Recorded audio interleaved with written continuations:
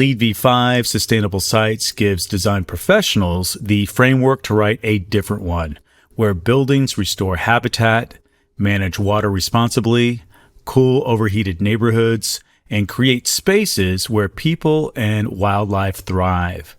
This course unpacks every prerequisite and credit in the LEED v5 Sustainable Sites category, connecting technical requirements to the ecological science, public health research, and equity principles that drive them.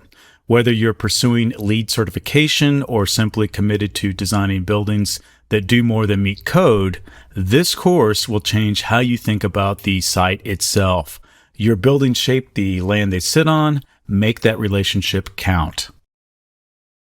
By the end of this presentation, design professionals will be able to explore how LEED v5 Sustainable Sites prerequisites and credits, including the minimized site disturbance prerequisite, biodiverse habitat credit, and rainwater management credit, guide design professionals in protecting ecological systems and reducing downstream flooding impacts on frontline communities.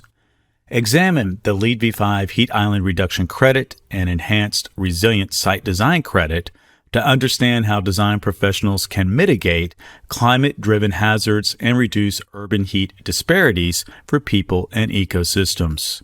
Identify how the LEED v5 Accessible Outdoor Space Credit and Light Pollution Reduction Credit support outdoor environments that promote human health, community connection, and wildlife protection.